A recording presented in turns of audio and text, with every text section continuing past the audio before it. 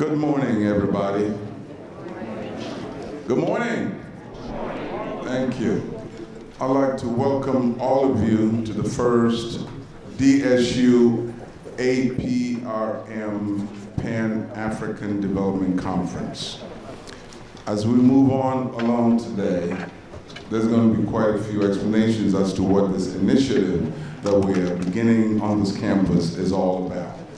It's not a long program this morning, but we wanted our students to expand their horizons, and this is one way in which the university has seen fit to push in that direction. Without further ado, where's Ezra?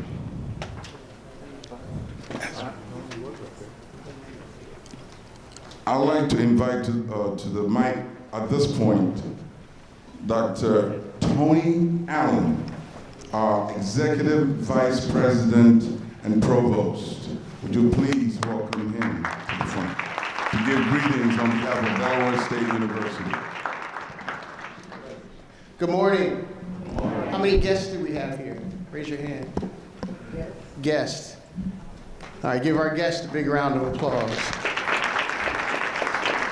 First of all, welcome to Del State University, one of the most diverse and oldest HBCUs in the country. We are happy to be here, have you here, happy to be hosting you on such an important day for such an important initiative. Students, raise your hands. Look around. It's good to be in a room with folks that look like you, have your similar experience, and want to connect more and more every day. The good news is that happens a lot in places like this, but it's got to happen more across the African diaspora, which is why Dr. Osei and Ezrah in particular and their team developed the Center for Global Africa right here at Delaware State University, because we know that our people want to connect with each other across continents. And we believe that we can be a hub for doing that. So much so, they've worked very hard on this, that they've attracted really important leaders, black leaders in the country that have come here just to be with us around this particular initiative. And I want to introduce two that I know, and I have very personal reasons for this. How many people played baseball when they were young? Okay, 3 people. When I was young, everybody played baseball. And my favorite baseball player in the world was a guy named Dusty Baker. Dusty Baker played for the Los Angeles Dodgers, won a World Series, and then managed many teams and took them to championships throughout his career. Dusty Baker's in this room. Dusty Baker, please stand up.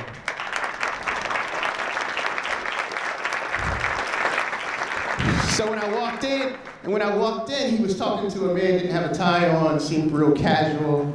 And Dr. Osei said, that's Ken Griffey Sr. I said, you mean Griffey? Like there's a Ken Griffey Jr. who's a Hall of Famer, and there's a Ken Griffey Sr. who's a Hall of Famer, world champion, played for the Cincinnati Reds for many years. Outstanding man, in the room. Give it up for Ken Griffey Sr. And while they were great sports icons, Dusty in particular is with a company called Cool Baker that is trying to provide energy in the African diaspora around the world. That's a very important initiative. So they've used their talents to serve others. And that's what we want the Center for Global Africa to be about. So when you are thinking, students, about your responsibility, regardless of your major or discipline, think about our motto, enter to learn, go forth to serve. Enter to learn, go forth to serve. This is going to be a great day, but let it be the first day of a big opportunity for our people, for Delaware State University, and for all our partners. Thank you very much and have a great day. Thank you, Dr. Allen. Thank you for your presence. At this stage, I'd like to call on Professor Ezrah Aharone, who initially brought the project to me in Delaware State. And we are where we are now, largely thanks to him. Greetings and good morning, good afternoon to everyone. We'd like to thank everyone for coming to Delaware State University. Today is a special day for us on 2 levels. One, we have so many special guests here from the continent of Africa who's come from many different parts of Africa, South Africa, Egypt, Ethiopia. And so we're real enthused to have our delegation here. So I'd ask everyone to give them a round of applause, please. Traveling so far. Thank you. And secondly, we are in the process of opening our Center for Global Africa, which will be an international think tank agency that will involve scholars from the diaspora, Africa, and wherever African people are found.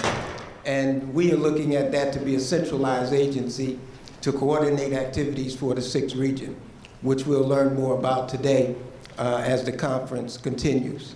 I don't want to take much time because we want to really get to our guests and hear from them, as well as continue on with the panels this afternoon. I think the provost introduced a lot of the special guests, if I'm correct, Osei? Okay, great. So we don't have to do that. But what I want to do is encourage you all to ask questions, to get involved, and look at this as the beginning of a new era where not just Del State, but centered at Del State in conjunction with HBCUs, we can begin to tie direct links from our HBCUs into Africa, using our intellectual capital to help develop Africa and vice versa. Africans' intellectual capital providing assistance to us, as you all know so well that, you know, HBCUs, we need assistance too. So with that, I'm going to turn it back over to Osei. Welcome everyone, and we appreciate you coming to Delaware State University.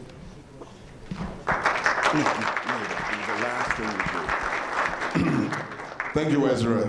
Moving right along, I'd like to extend invitation to Ambassador Ibrahim Gambari, who is the chair. I'm sorry. Oh, first, before. Okay. There's something called protocol, and I'm learning. After 30 years of teaching, you learn new things every day. What I'm going to do is introduce the panel members, and then I'm going to call on them to speak. I hope you all taking notes too.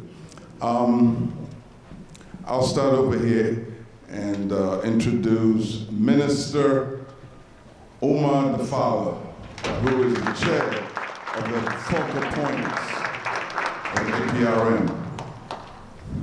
Next to him is Ambassador Ibrahim Gambari, who is the chair of the eminent persons of the APRM. Ambassador Arikana Quao is the African Union Ambassador to the United States. And it's okay to Google any one of these. We're in the era of social media. And last, but certainly not least, Professor Eddy Maloka, the CEO of the African Peer Review Mechanism. Professor Gambari, remarks? I think I'm going to go. Yes, no, I'm going to go downstairs.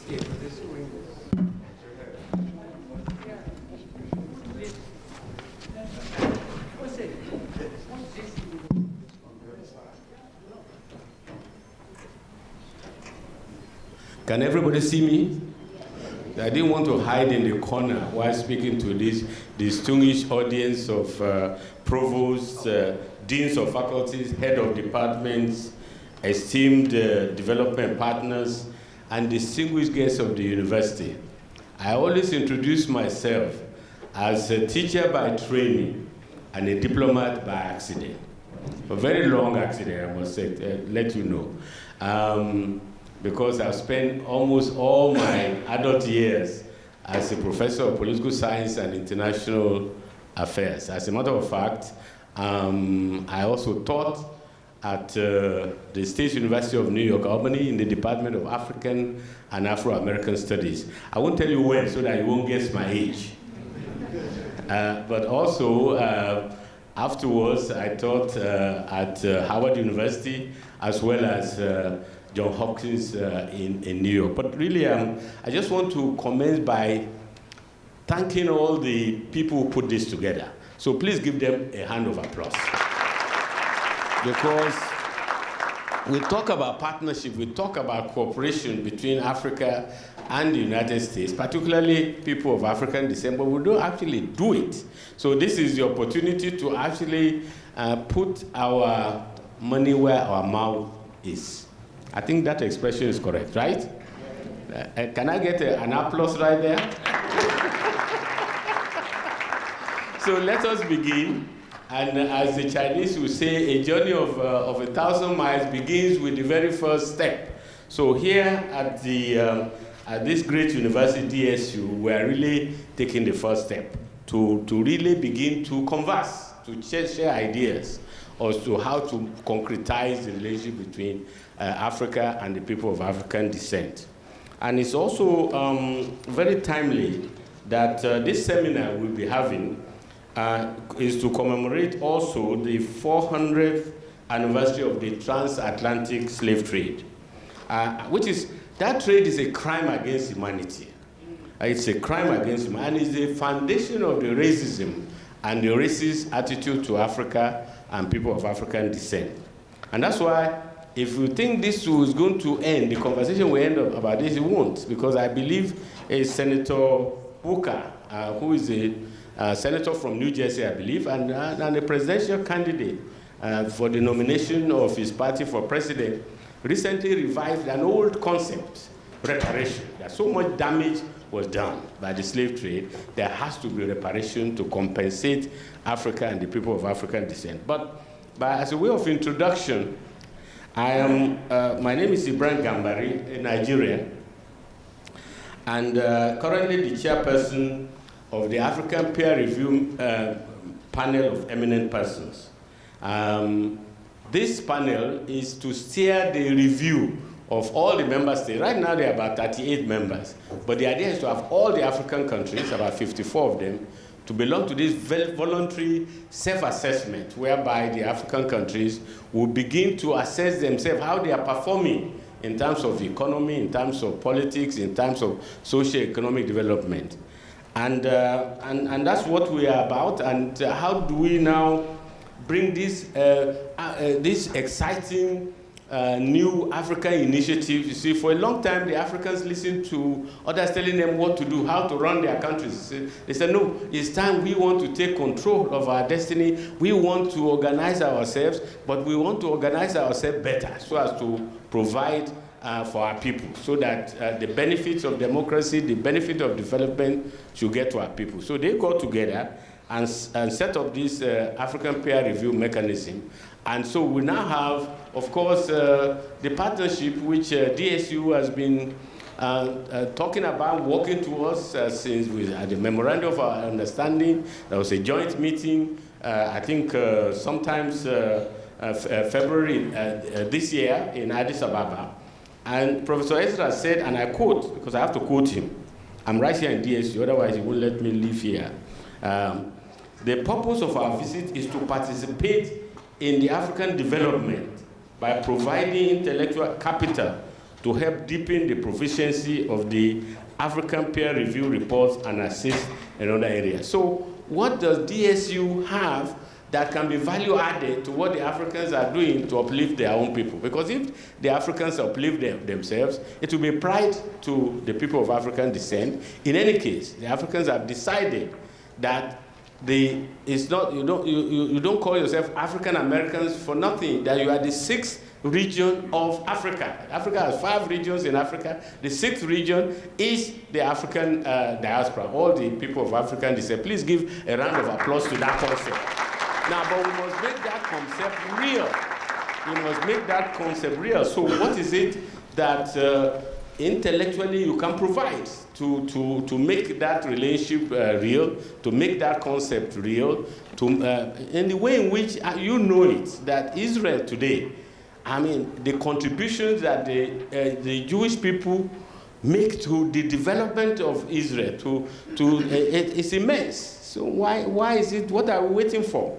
So, but a journey of 1,000 miles begins with the first step. I'm glad to be here, and I'm glad that all my colleagues here, the minister, the CEO, and also our boss here in the United States, the representative of the African Union in the United States, based in Washington, she's here to bring the message, to interpret Africa to the Americans, to interpret America to the Africans in the joint partnership to make Africa great, because if Africa is great, if Africa is prosperous, it will be to the benefit of all of us and of the world. Therefore, we will be having the seminars, we'll be having discussions. We're not going to be talking at you. We want to talk with you. We want to talk with you. Therefore, I'm going to limit my presentation and be available to answer any questions whatsoever on Africa, on the African Union, on the African peer review mechanism, on African development, on recent events. But anything that will cement this partnership between the African Union, the African peer review mechanism, and DSU. Thank you very much for listening. God bless you. Thank you, Ambassador. Ambassador Arikana Chihombori-Quao, AU Ambassador to the United States.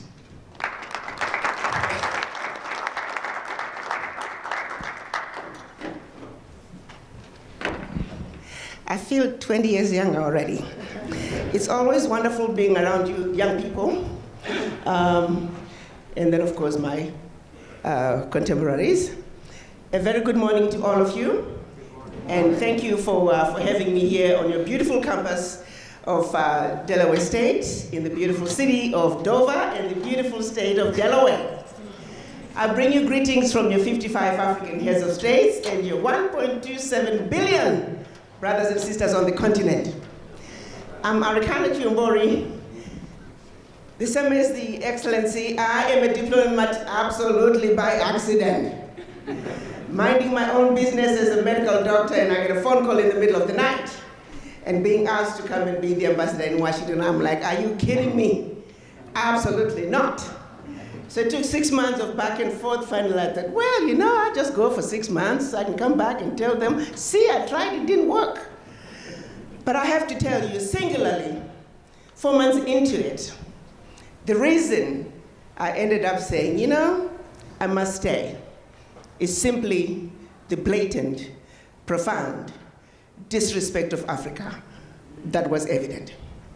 I decided I just maybe could be a voice for the voiceless, because I simply could not understand, and I think I had never really quite stopped to analyze our situation as black people. But then I began to ask myself, and then what? Are we going to continue to remain to be the disrespected people on earth, no matter where you find us?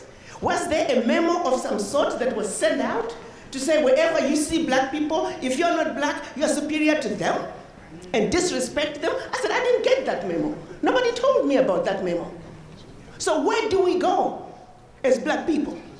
Are we going to leave this world the way it is for our children, grandchildren, and generations to come? I would hope all of you would give me a resounding absolutely not.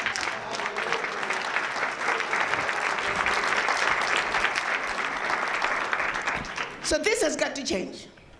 So it was singularly the only reason I decided I was going to stay. So let me start by telling you our beautiful African Union. African Union itself, AU, picture yourself drawing an organogram. AU is a membership of only the 55 African heads of states. We are in an academic situation. I think you all need to understand where you fit into the picture. The membership, the leader, the chairman of the AU is always, is always another head of state. And the tenure is only 1 year, because people get confused about chairman of the AU. And then the working organ of the AU is the AUC. And the chairman for the AUC, which is the African Union Commission, is Musa Faki Mahamat. The chairman of the AU is the president of Egypt, El Sisi. The former chair was the president of Rwanda, Kagame. So you are with me. AU, AUC. The tenure for the AUC chair is 4 years. He's the one who's been doing all the drilling and running and talking to the African heads of states if there's any issue. Those are his bosses. Unless they approve of what he wants to do, nothing goes. And then, after the AUC, we then have, for us, we have 7 representational missions around the globe representing the African Union. I am in Washington representing the Americas. And we have, Europe is represented by an office in Brussels. The Asian countries, we have an office in Beijing. The Middle Eastern countries, we have an office in Egypt, in Cairo. And Southern Africa, we have an office in Malawi. And then we also have representation at the United Nations in New York and in Geneva, also at the United Nations. Those are the representative offices. And then there are various organs that are going to be working on various issues. APRM is one of them. The Pan-African Parliament is another. The African Court, how many organs do we have now, Professor? We have quite a few organs, but each one of them designed to address specific issues on the continent. That is the African Union. So the heads of states decided we are busy organizing and deciding on issues to do with Africa on the continent. We are forgetting the over 400 million descendants of former slaves that are just wandering out in the wilderness. I want you all to know, in addition to the African Union approving, they haven't completely made the final decision on the 6th region, but it's all agreed that all people of African descent living outside Africa are the 6th region. Last year, however, and voted on this year, the 55 African heads of state did something absolutely amazing. They realized that the reason the Jews are thriving no matter where you throw them is because they know Israel is home. That is their anchor. So no matter where you find the Jews, they will thrive because Israel is anchoring them.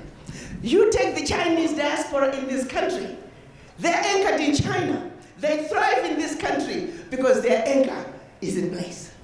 The Indian diaspora, the Irish diaspora. I attended a program in Washington, D.C.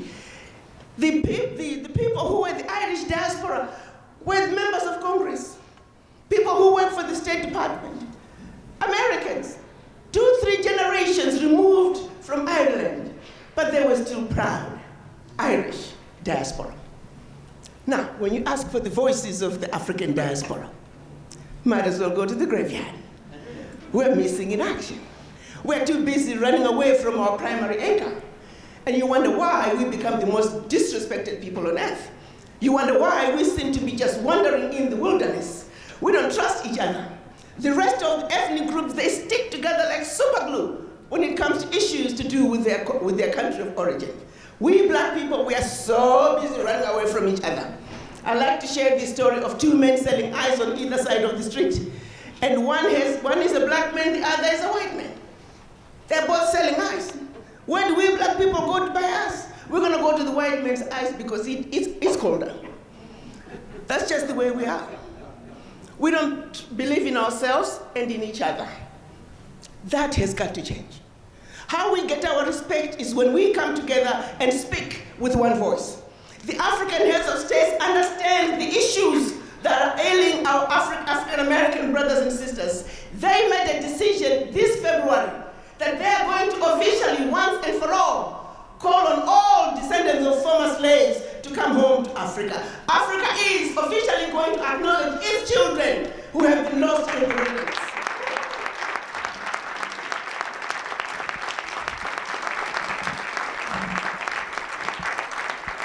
This decision is called, it was unanimously, I was in the room when they voted on it. It was a unanimous decision that once and for all, we need to put an end to it. The carnage that is ravaged through black people around the globe has got to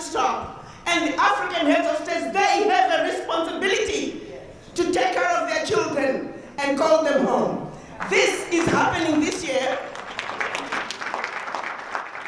Between September 28 and October 4th, we're going to be celebrating the children of Africa coming home. This is why we are here today, to talk about how we can begin to be one voice, one Africa, one continent, one heart, proud and strong. Have a great day.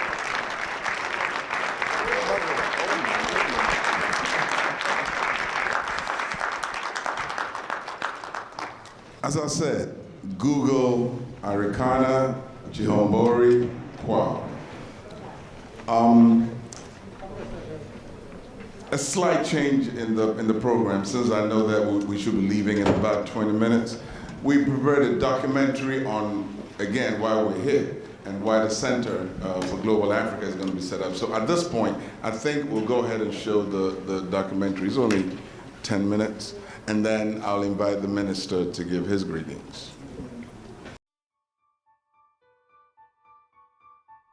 Delaware State University continues its global rise and prominence as an academic institution where students thrive and the world benefits through our Pride 2020 program, which emphasizes moving forward by strengthening international partnerships. The Center for Global Africa at Delaware State University is designed to be a centralized location and a centralized agency to coordinate diaspora involvement in the affairs of Africa. It's a coordinating institution that will involve other HBCUs. It'll involve corporate sponsors who will be directly involved in the economic facilitation of what we do. And so it's a new means by which we at Delaware State and HBCUs can play a greater role in African development. Africa has 5 regions: North, South, East, West, and Central.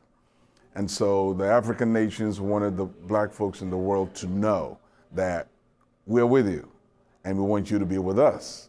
So we felt it was a wonderful opportunity to go from that idea of the 6th region to find ways in which we can help contribute to development on the continent.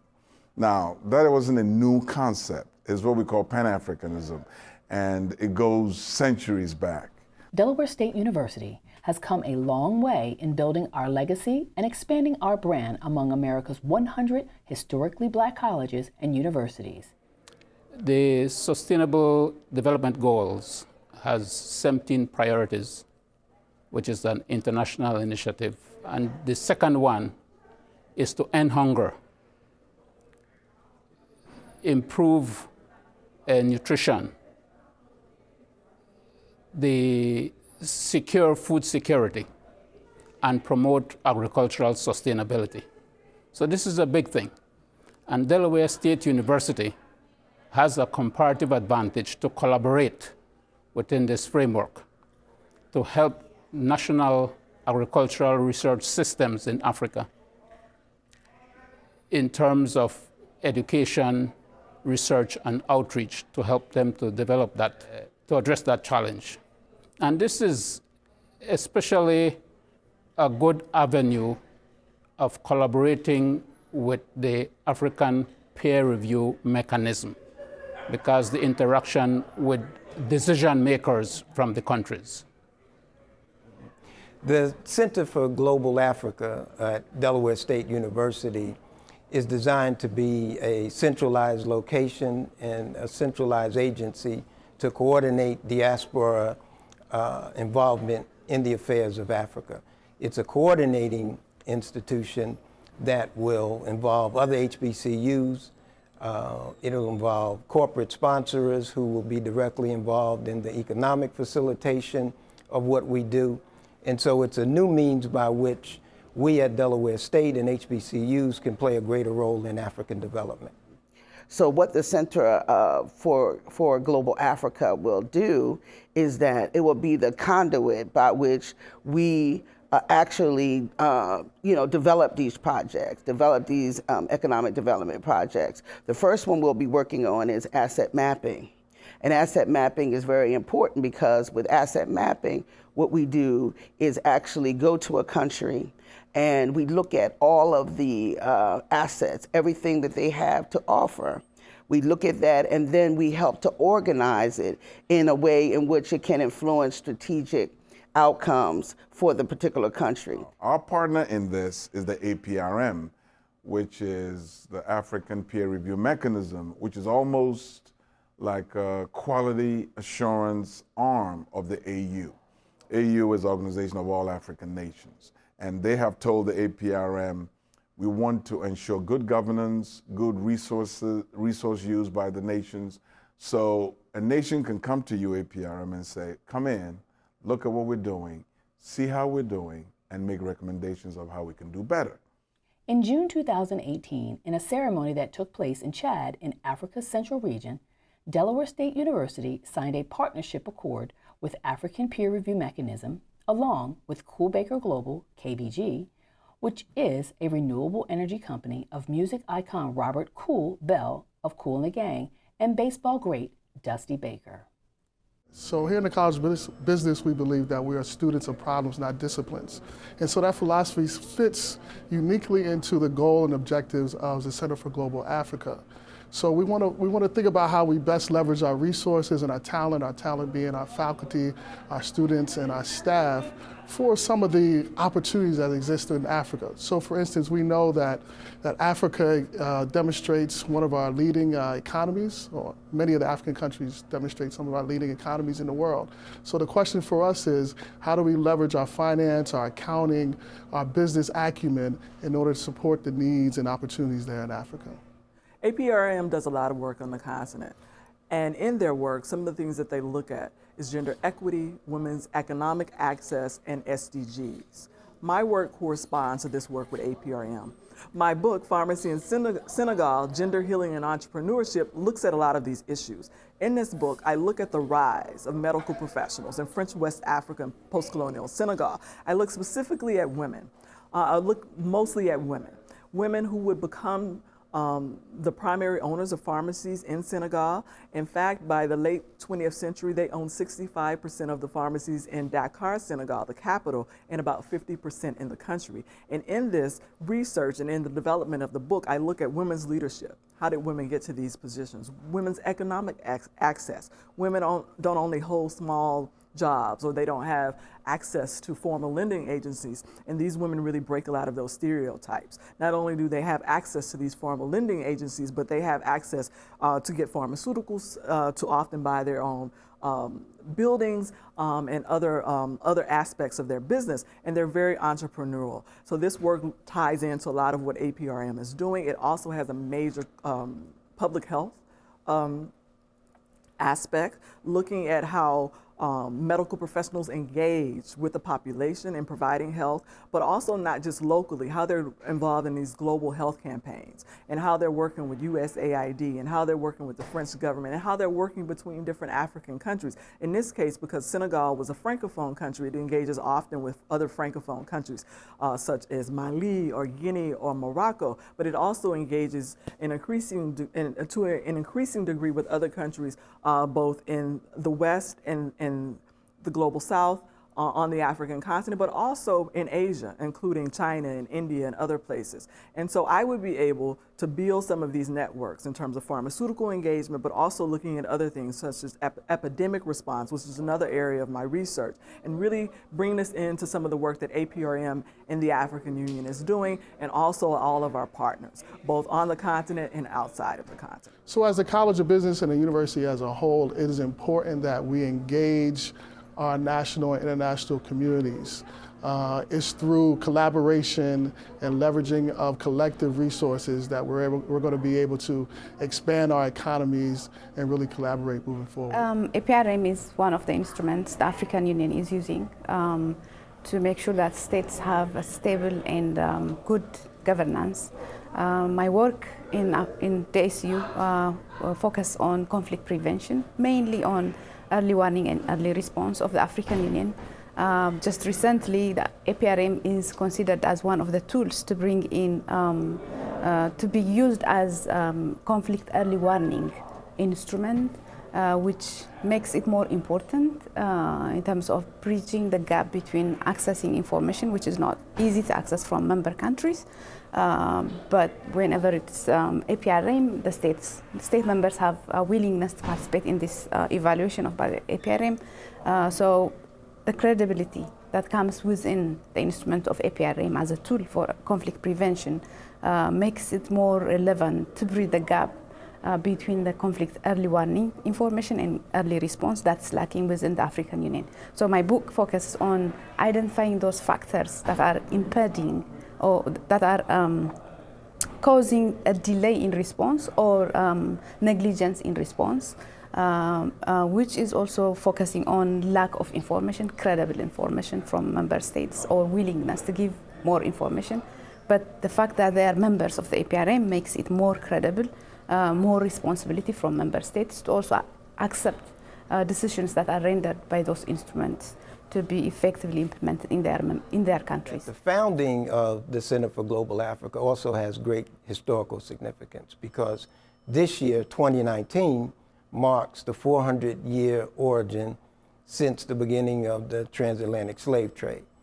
And that has not gone unnoticed in Africa, particularly amongst African leaders. During our recent visit to Ethiopia during the 2019 African Union Summit, 7 presidents spoke at a breakfast that DSU professors were invited to, and they all expressed deep sentiments about the need for more 6th region involvement in Africa.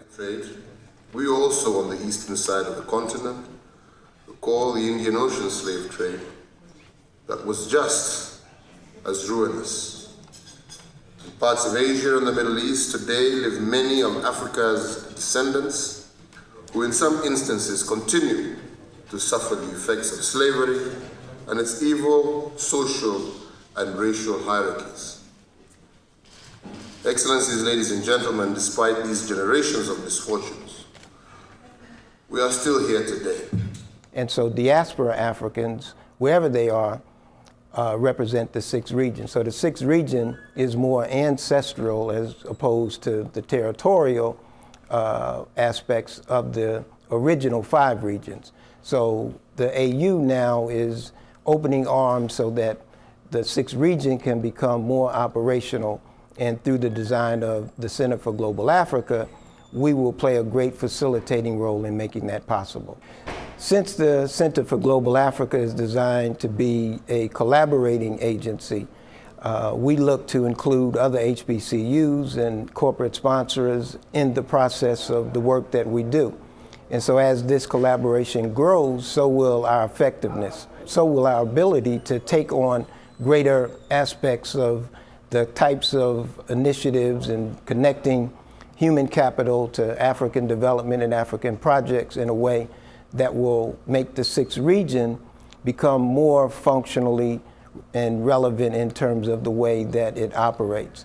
So it's a great opportunity for HBCUs and for black businesses to come together in a very meaningful way to do some historic things in Africa that the 21st century demands.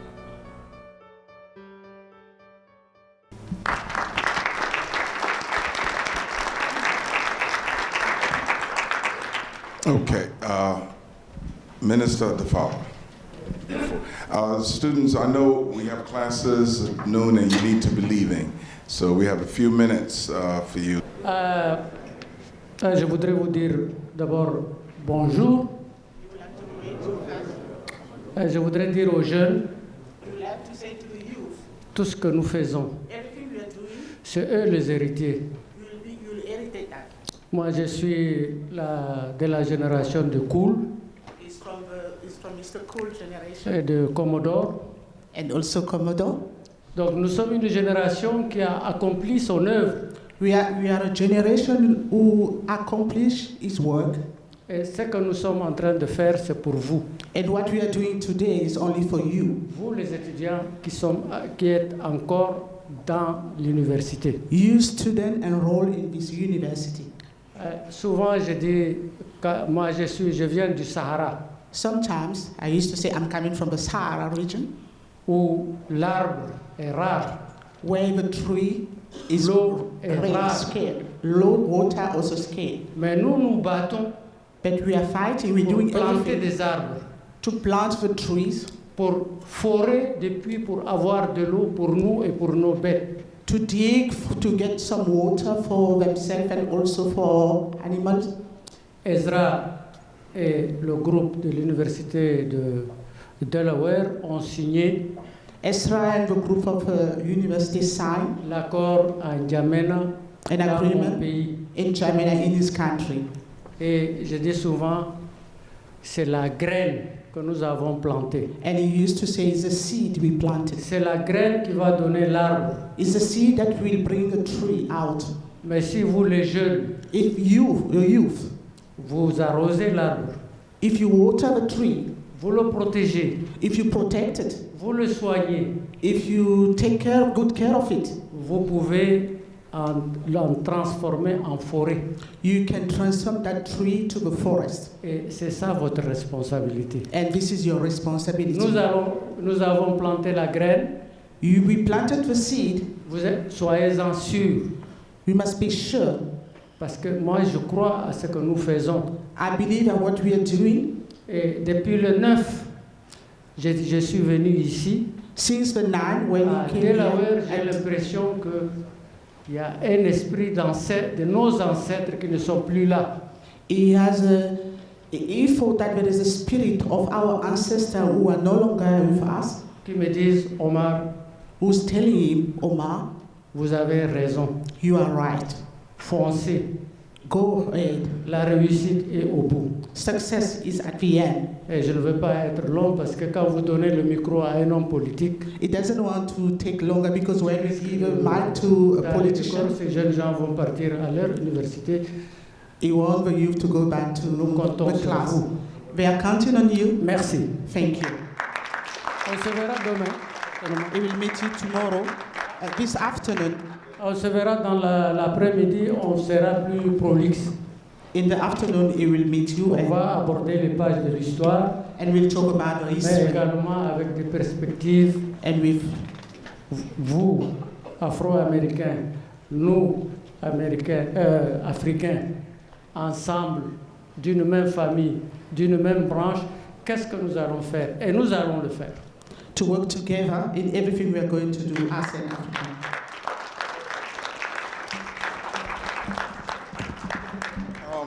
And students, you're asking, how are we going to be involved?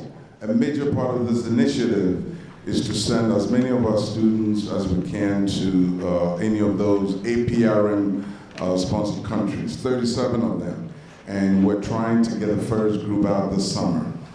You're going to be hearing more about it, but that is going to be at the center of our activities.